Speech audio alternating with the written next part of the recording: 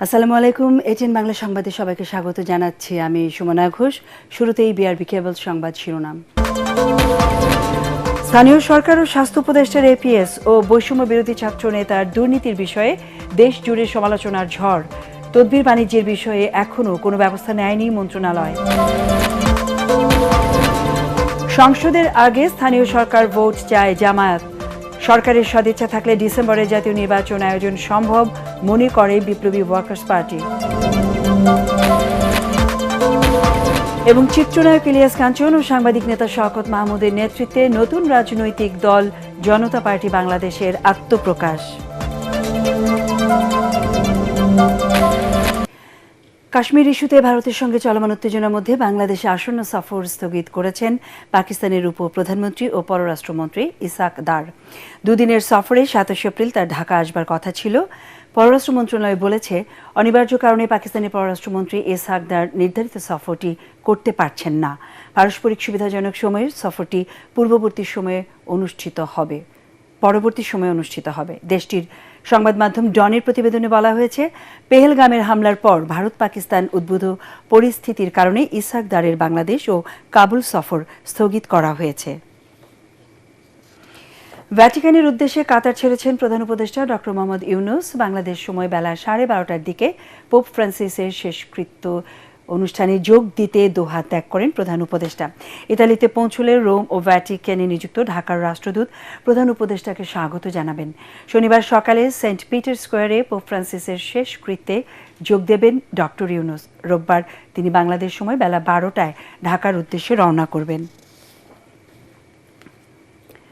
স্থানীয় সরকার উপদেষ্টা আসিফ মাহমুদের এপিএস বৈষম্য বিরোধী ছাত্র নেতা মোয়াজ্জেম হোসেনের তদবির বাণিজ্য ও শত কোটি টাকা দুর্নীতির অভিযোগের বিষয়ে এখনও ব্যবস্থা নেয়নি মন্ত্রণালয়। রাজধানীর ধানমন্ডিতে পরিচ্ছন্নতা ও মশক নিধন বিশেষ কর্মসূচি অনুষ্ঠানে সাংবাদিকদের প্রশ্নের জবাবে একথা বলেন স্থানীয় সরকার সচিব রেজাউল মাকসুদ জাহিদি। মোয়াজ্জেম স্বেচ্ছায় পদত্যাগ করেছেন বলেও জানান তিনি। মনির হোসেন তোপর রিপোর্ট। গেল কয়েকদিন ধরে এপিএস বৈষম্য বিরোধী ছাত্রনেতা মোয়াজ্জেম হোসেনের দুর্নীতির বিষয়ে দেশজুড়ে সমালোচনার ঝড় উঠেছে। এরই মধ্যে তদবিরের মাধ্যমে শত কোটি টাকা আয়ের অভিযোগের তদন্তের বিষয়ে এখনও কোনো উদ্যোগ নেওয়া হয়নি বলে জানিয়েছেন স্থানীয় সরকার সচিব। এই ক্ষেত্রে অলরেডি আপনারা জানেন যে আমাদের যিনি কর্মরত ছিলেন তিনি স্বেচ্ছায় তার পদ থেকে চলে গিয়েছেন এবং সেটা মন্ত্রণালয় থেকে সেই চিঠি ইস্যু করা হয়েছে। সেটা তো আপনারা সকলেই দেখেছেন। অবৈধ সম্পদের অভিযোগ এসেছে, এগুলো আমরা জানি না, এগুলো আমাদের জানার এখতিয়ারের মধ্যে নেই। তদন্ত করার উদ্যোগ নেবেন? আজকের কাজ নিয়ে প্রশ্ন করেন। কোনো উদ্যোগ আমাদের মন্ত্রণালয়ে নেই, আমাদের মন্ত্রণালয়ে এরকম কোনো অভিযোগও নেই। এ সময় এক প্রশ্নের জবাবে সচিব বলেন, স্থানীয় সরকার মন্ত্রণালয়ের উপদেষ্টা আসিফ মাহমুদ সজীব ভুইয়ার বাবার ঠিকাদারি লাইসেন্সের বিষয়ে কিছুই জানেন না তিনি। নির্বাহী কর্মকর্তা সরকারি বিধিনিষেধ সম্পর্কে জানে, তারপরও উপদেষ্টা মহোদয়ের বাবাকে এরকম ঠিকাদারি লাইসেন্স দেওয়ার কারণে কি স্থানীয় সরকার মন্ত্রণালয়ের সম্মান ক্ষুণ্ণ হয়েছে কিনা এবং সেই নির্বাহী প্রকৌশলীর ব্যাপারে আপনি কোনো ব্যবস্থা নেবেন? এই বিষয়টি আমি সঠিক জানি না, তবে এটা জেনে আমরা প্রয়োজনীয় যে উদ্যোগ সেটা আমরা গ্রহণ করব। এর আগে ধানমন্ডির রবীন্দ্র সরোবরে পরিচ্ছন্নতা ও মশক নিধনে ঢাকা দক্ষিণ সিটি কর্পোরেশনের 10টি জোনে নিয়মিত অভিযান কার্যক্রমের উদ্বোধন করা হয়। ডিএসসিসি প্রশাসক শাহজাহান মিয়া বলেন, ডেঙ্গু নিয়ন্ত্রণে আসন্ন বর্ষাকে সামনে রেখে এখন থেকে অভিযান পরিচালনা করা হচ্ছে। বর্ষা শুরুর আগে এবার আমরা আমাদের খালগুলো, আমাদের নর্দমাগুলো, আমাদের ড্রেনগুলো এগুলো সমস্ত পরিষ্কার করে ফেলবো এবং বিশেষ করে মশার যে জন্মস্থান সেইটাকে আমরা পরিষ্কার রাখবো। এই কার্যক্রম আমাদের সিটির তরফ থেকে অব্যাহত আছে। আর নাগরিকদের দায়িত্ব আছে তাদের আঙ্গিনা যাতে পানি না জমে, কোনো টবে যাতে পানি জমি না থাকে, তাদের তরফে তাদের প্রতি আমাদের অনুরোধ, তাদের প্রতি আমাদের স্বনির্বন্ধ আহ্বান থাকবে যে আপনারা আপনাদের বাসাবাড়িটা পরিষ্কার রাখেন, ডোবা নালা নর্দমা এগুলো আমরা পরিষ্কার রাখবো। নগর পরিচ্ছন্নতায় সবার সহযোগিতা চেয়েছেন প্রশাসক। মনির হোসেন তপু, এটিএন বাংলা, ঢাকা। জাতীয় নির্বাচনের আগে স্থানীয় সরকার নির্বাচন দিন, তাহলে কমিশনের অ্যাসিড টেস্ট হয়ে যাবে বলে মন্তব্য করেছেন জামায়াতের আমির ডক্টর শফিকুর রহমান। ময়মনসিংহে আয়োজিত এক কর্মী সভায় তিনি এই মন্তব্য করেন। দলের কেন্দ্রীয় ও স্থানীয় নেতারা সভায় উপস্থিত ছিলেন।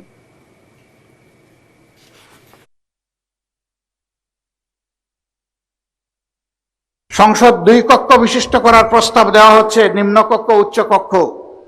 মূল কর্তৃত্ব থাকবে নিম্নকক্ষের হাতে, সেইটা হবে বর্তমান পদ্ধতিতে, আর উচ্চ কক্ষের প্রস্তাবনা করা হয়েছে পিআর সিস্টেমে। উচ্চ কক্ষ যদি পিআর সিস্টেমে প্রয়োজন হয় তাহলে নিম্নকক্ষ নয় কেন? একটা নির্বাচন কমিশন হয়েছে, তারা বলেছেন ইতিহাসের সবচেয়ে ভালো নির্বাচন নাকি তারা উপহার দিবেন, স্থানীয় সরকার নির্বাচনটা দিন। আমরা দেখি আপনাদের সদিচ্ছা এবং সক্ষমতা কতটুকু। সরকারি নিরপেক্ষতা নিয়ে প্রশ্ন উঠলে আগামী জাতীয় নির্বাচন নিয়েও প্রশ্ন উঠবে বলে মন্তব্য করেছেন বিপ্লবী ওয়ার্কার্স পার্টির সাধারণ সম্পাদক সাইফুল হক। রাজধানীর ইঞ্জিনিয়ারিং ইনস্টিটিউশনে দলটির কেন্দ্রীয় সাংগঠনিক সম্মেলনে তিনি এই মন্তব্য করেন। তিনি বলেন, অনির্বাচিত সরকার দীর্ঘদিন থাকলে নানা সংকট দেখা দিতে পারে। সরকারের যদি সদিচ্ছা থাকে তাহলে এবছরের ডিসেম্বরের মধ্যেই জাতীয় নির্বাচন করা সম্ভব বলে দাবি করেন তিনি। সাইফুল হক আরও বলেন, কোনো পরাশক্তির কাছে প্রত্যক্ষ বা পরোক্ষভাবে বাংলাদেশ যেন ঝুঁকে না পড়ে সেদিকে লক্ষ্য রাখতে হবে। এ সময় তিনি রাজনৈতিক দলগুলোকে ঐক্য বজায় রেখে গণ অভ্যুত্থানের অর্জনকে ধরে রাখার আহ্বান জানান।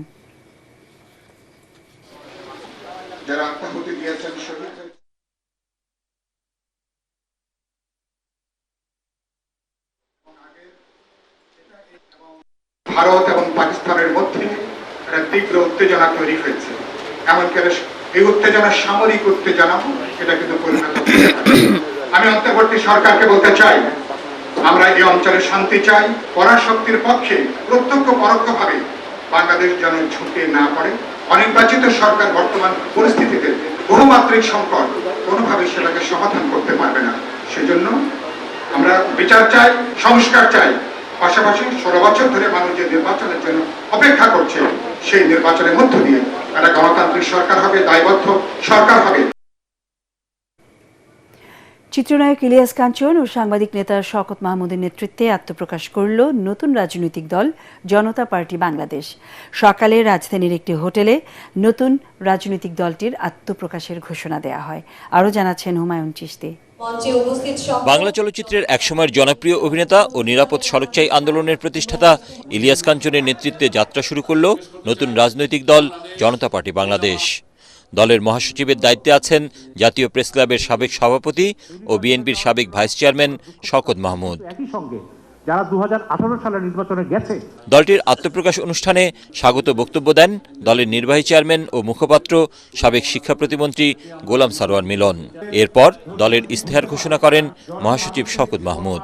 জাতির এই মাহেন্দ্রক্ষণে জাতীয় প্রত্যাশায় সকল প্রকার বৈষম্য, ফ্যাসিবাদ, আধিপত্যবাদের বিরুদ্ধে গণতন্ত্রকে এগিয়ে নিতে, জনকল্যাণ, ইনসাফ ও সার্বভৌমত্ব নিশ্চিত করতে এবং গর্বিত জাতীয়তা বোধ দৃঢ়ীকরণ করতে আমরা আজ নতুন দলের আত্মপ্রকাশ ঘোষণা করছি। প্রাথমিকভাবে 57 সদস্য বিশিষ্ট আহ্বায়ক কমিটি ঘোষণা করেন দলের চেয়ারম্যান ইলিয়াস কাঞ্চন। এ সময় 32 বছর ধরে চালিয়ে যাওয়া নিরাপদ সড়ক চাইয়ের মতো সামাজিক আন্দোলন ছেড়ে রাজনৈতিক দল গঠনের কারণ ব্যাখ্যা করেন তিনি।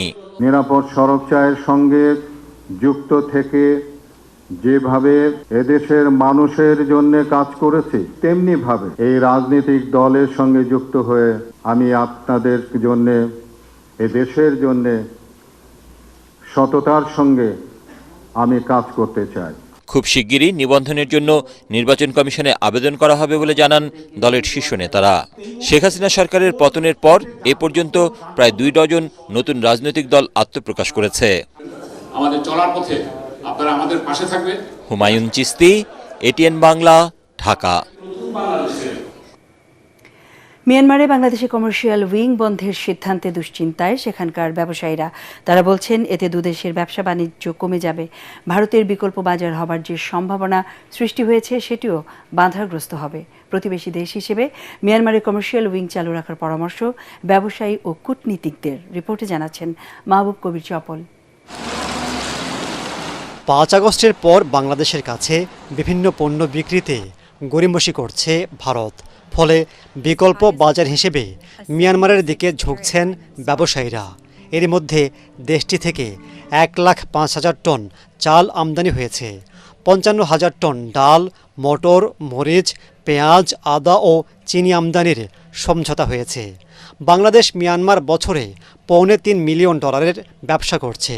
দেশটির বাজার দখল করছে বাংলাদেশের ওষুধ। টোটাল মিয়ানমারে আমরা যদি মার্কেট সাইজ বিবেচনা করি তাহলে এটি 600 থেকে 700 মিলিয়ন ডলারের একটি মার্কেট। এর মধ্যে আমাদের বাংলাদেশ আমাদের অফিসিয়াল হিসাবে 35 থেকে 45 মিলিয়ন ডলারের মধ্যে একটি বাজার আমরা এখানে নিয়ে কাজ করছি। এটিকে আরো 20 to 30% ইমিডিয়েট ইফেক্ট আমরা হয়তো 2-3 বছরে রিচ করতে পারবো। ইন্ডিয়া একটা বিশাল দেশ, তার যত আইটেম আছে মিয়ানমারে তত আইটেম নাই, কিন্তু মিয়ানমারে কিছু কিছু যে আইটেম আছে সেটাকে যদি আমরা প্রাইস দুই দেশেরই কম্পেয়ার করি তাহলে আমরা কিন্তু একটা বার্গেনিং অপরচুনিটি আমরা এনজয় করতে পারি। তবে এই সম্ভাবনায় শঙ্কা দেখা দিয়েছে মিয়ানমারে বাংলাদেশের কমার্শিয়াল উইং বন্ধের সিদ্ধান্তে। অভিযোগ আছে ভারতের উপর নির্ভরতা বাড়াতে বিগত আওয়ামী লীগ সরকার 19 বছরের পুরনো উইংটি বন্ধের উদ্যোগ নেয়, আর সেটি এখন বাস্তবায়ন করতে যাচ্ছে অন্তর্বর্তী সরকার। মিয়ানমার সহ আরও একটি দেশের মিশন নিয়ে আমরা আমাদের স্পেশালি এটা ফরেন মিনিস্ট্রির কাজ ওনারা চিন্তা করছেন এবং এটাকে হয়তো স্থানান্তরিত হবে। কমার্শিয়াল উইং বন্ধ হলে দুই দেশের বাণিজ্য কমে যাবার আশঙ্কা করছেন ব্যবসায়ীরা। বিশেষ মুহূর্তে আমাদের এমন একটা প্রয়োজন হয় যে এটা হঠাৎ করেই আমাদের এই আমদানিটা করা লাগতে পারে। কমার্শিয়াল উইং অনেক বছর ধরেই এই কাজটা করে, সেটা হচ্ছে যে ব্যবসায়ীদের সাথে সম্পর্ক রাখা এবং দ্রুত এইটি বাংলাদেশে পৌঁছানোর ব্যবস্থা করা। Very important to have commercial wings in Bangladesh embassy in Myanmar. This is because Bangladesh and Myanmar, they have totally different culture and there is huge communication gap. And এই সিদ্ধান্ত সঠিক মনে করছেন না সাবেক এই রাষ্ট্রদূত। আসলে তো ওদের কাছ থেকে আমরা অনেক জিনিসপত্র কিনি, যেটা গুরুত্বপূর্ণ সেটা তো আমাদের কমার্শিয়াল উইং এই কাজটি করে। কমার্শিয়াল উইং কেন বন্ধ করে দিবে আমি বুঝি না। আমি মনে করি যে এটা করাটা সঠিক না, থাকুক না, কারণ ওদের সাথে ওরা আমাদের দুটো প্রতিবেশীর ওরা একটা। মাহবুব কবির চপল, এটিএন বাংলা, ঢাকা। অনেক জায়গায় আছে। এক সপ্তাহের ব্যবধানে আবারও বেড়েছে সব ধরনের সবজির দাম, যা স্বল্প আয়ের মানুষের জীবনযাপনকে আরও কঠিন করে তুলেছে। সবজির সাথে পাল্লা দিয়ে বেড়েছে পেঁয়াজ ও ডিমের দাম। অনিয়ন্ত্রিত চালের বাজারে দাম বেড়েছে আরেক দফা। বিক্রেতারা বলছেন উৎপাদন সংকটের কথা, আর ক্রেতারা চাইছেন সুষ্ঠু মনিটরিং। ঐশী গোস্বামী প্রমাণ রিপোর্ট। গত কয়েক মাস সবজির দাম কিছুটা স্থিতিশীল থাকলেও চড়া দামের বাজার এখন সাধারণ মানুষের অস্বস্তির কারণ। টমেটো, ঢেঁড়স বাদে বেশিরভাগ সবজির দামই 80 টাকা বা তার চেয়ে বেশি। বিক্রেতারা বলছেন মৌসুম বদলানোর কারণেই বেড়েছে সবজির দাম। বাড়ার কারণ হলো এই সময়, কারণ এখন শীতকালও না, এখন গরমকালও না, মোটামুটি এই সময় মানে আপনার দামটা একটু বেশি থাকে। ক্রেতারা বলছেন বাজার নিয়ন্ত্রণে সরকার কঠোর পদক্ষেপ না নিলে দাম নিয়ন্ত্রণ সম্ভব নয়। এভারেজ সবগুলোর দামে একটু বেশি বিক্রি হচ্ছে, যেগুলোর তুলনায় অনেক বেশি হয়ে গেছে। কৃষকের জন্য এটা ঠিক না, নিম্ন শ্রেণীর আয়ের জন্য ওটা ঠিক না। গ্রামে গিয়ে কাজ করবো, আজকে 40 বছর ঢাকা থেকে বিদায় হতে হবে। সরকারের অবশ্যই পদক্ষেপ নেওয়া উচিত, মনিটরিং করা উচিত। এদিকে ডিমের দাম ডজনে বেড়েছে 5 থেকে 10 টাকা। বেড়েছে চালের দামও, তবে এক সপ্তাহের মধ্যে দাম কিছুটা কমতে পারে বলে জানালেন বিক্রেতারা। রোজার ঈদের পরের থেকে লিটারে 14 টাকা বাড়াইছে, 5 কেজি তেল একটা 70 টাকা বাড়াইছে, এবং আরো কি বাড়বে না কমবে আমরা এই পর্যন্ত কোনো নিউজ আর পাইনি। জনগণের কেউ দেখার মতো লোক নাই তো, বলে কোনো লাভ নাই তো, অনেক বলছে। 400 টাকা কেজি, 500 টাকা কেজি, মাছের দাম খুব কম, বাজারে কাস্টমার নাই। তবে কিছুটা স্বস্তি রয়েছে মাছ ও মুরগির বাজারে। বেশিরভাগ মাছই মিলছে কম দামে, আর ব্রয়লার মুরগি পাওয়া যাচ্ছে 160 টাকা ও সোনালীর কেজি 270 টাকা। ঐশী গোস্বামী প্রমা, এটিএন বাংলা, ঢাকা। এবারে আল আরাফা ইসলামী ব্যাংক অর্থ সংবাদ।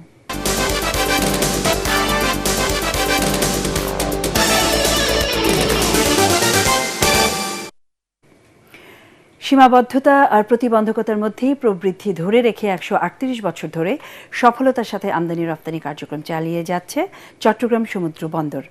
মাতারবাড়িতে গভীর সমুদ্র বন্দর, চট্টগ্রামে বে টার্মিনাল নির্মাণ সহ বিদেশি বিনিয়োগকারীদের আকৃষ্ট করতে সাফল্য দেখিয়েছে এই বন্দরটি। ফলে আন্তর্জাতিক পরিমণ্ডলে ভাবমূর্তি বাড়ার পাশাপাশি তৈরি হয়েছে বিনিয়োগের নতুন সম্ভাবনাও। চট্টগ্রাম থেকে আরও জানাচ্ছেন সৈয়দ তামিম মাহমুদ। বর্তমানে প্রতি বছর এই বন্দর দিয়ে 3 মিলিয়নের অধিক কন্টেনার হ্যান্ডলিং হচ্ছে। বাণিজ্যের পরিমাণ বাড়লে 2040 সাল নাগাদ এই সংখ্যা দাঁড়াবে 10 মিলিয়নে। বিশাল এই চাপ সামলাতে এবার ল্যান্ডলর্ড মডেল কার্যকর করতে চায় বন্দর কর্তৃপক্ষ। বিদেশি অপারেটরদের হাতে ব্যবস্থাপনার ভার তুলে দিয়ে শতভাগ সরকারি ব্যবস্থাপনা থেকে সরে আসতে চায় চট্টগ্রাম বন্দর কর্তৃপক্ষ। যখন ফরেন আইটিওদের কাছে দিব তখন কিন্তু কম্পিটিটিভ হবে, এইটার থেকে আমরা আর্থিকভাবে আরো ম্যাক্সিমাম বেনিফিটেড হব, এফিসিয়েন্সি নিশ্চিত হবে, কারণ তখন টার্মিনাল টু টার্মিনাল কম্পিটিশন লাগবে। এদিকে বে টার্মিনাল নির্মাণে 8 থেকে 10 বিলিয়ন ডলারের বিনিয়োগে এগিয়ে এসেছে বিশ্বব্যাংক, দুবাইয়ের DP world, Singapore port authority PSA। পাশাপাশি মাতারবাড়ি গভীর সমুদ্র বন্দর নির্মাণের কাজও এগিয়ে চলেছে দ্রুত গতিতে। ইন্টারন্যাশনাল যে অব্লিগেশন যেগুলো আছে এগুলো যদি আমরা কমপ্লায়েন্ট হই তাহলে কিন্তু আমরা অনেক দূর এগিয়ে যাব। মাতারবাড়ি ডিপ সি পোর্ট আগামী 2029-এর মধ্যে অপারেশনে চলে আসবে ইনশাআল্লাহ। তবে দেশের ক্রমবর্ধমান প্রবৃদ্ধির তুলনায় বন্দরের সক্ষমতা অনেক পিছিয়ে। সিদ্ধান্তগুলো যদি খুব দ্রুত কার্যকর করে, যে বে টার্মিনালটা যদি আগামী 2-3 বছরের মধ্যে অপারেশনে যায়, সক্ষমতার জায়গাটা তৈরি হবে এবং ওয়ার্ল্ড ক্লাস একটা বন্দর হিসেবে আমরা চট্টগ্রাম বন্দরকে দেখতে চাই। 2024 অর্থ বছরের প্রথম 9 মাসে চট্টগ্রাম বন্দরে রাজস্ব আদায় হয়েছে 3,745 কোটি টাকা, যা গত অর্থ বছরের একই সময়ের তুলনায় 10.56% বেশি। সৈয়দ তামিম মাহমুদ, ATN বাংলা, চট্টগ্রাম। সংবাদ শেষ করব তার আগে বিআরবি কেবল সংবাদ শিরোনাম আরও একবার। স্থানীয় সরকার ও স্বাস্থ্য উপদেষ্টার APS ও বৈষম্য বিরোধী ছাত্র নেতার দুর্নীতির বিষয়ে দেশ জুড়ে সমালোচনার ঝড়। তদবির বাণিজ্যের বিষয়ে এখনও কোনো ব্যবস্থা নেয়নি মন্ত্রণালয়। সংসদের আগে স্থানীয় সরকার ভোট চায় জামায়াত। সরকারের সদিচ্ছা থাকলে ডিসেম্বরে জাতীয় নির্বাচন আয়োজন সম্ভব মনে করে বিপ্লবী ওয়ার্কার্স পার্টি। এবং চিত্রনায়ক ইলিয়াস কাঞ্চন ও সাংবাদিক নেতা শওকত মাহমুদের নেতৃত্বে নতুন রাজনৈতিক দল জনতা পার্টি বাংলাদেশের আত্মপ্রকাশ।